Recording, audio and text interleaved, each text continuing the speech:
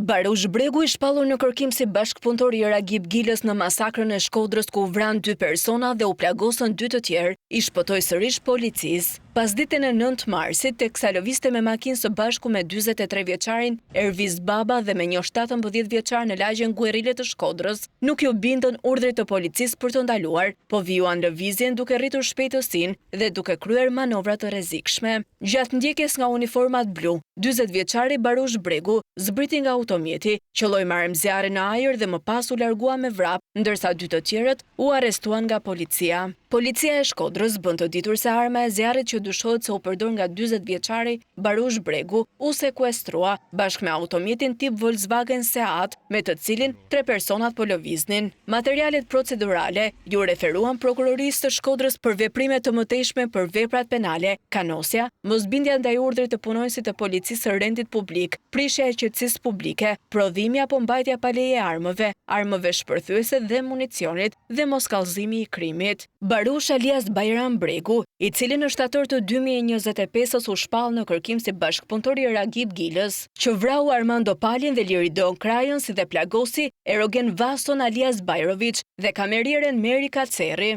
Njihet për lidhjen e fortë me Ibrahim Licin, një prej njerëzve më të shumë kërkuar në vend, kundërshtar i përbetuar i grupit kriminal Bajri. Për rrjedhoi, ndaj Barush Bregu të rëndojnë edhe akuzat, sigurimi i kushteve dhe mjeteve materiale për të kryer vrasje, mbajtja pa leje dhe prodhimi i armëve, armëve shpërthyese dhe municionit, si dhe vjedhja.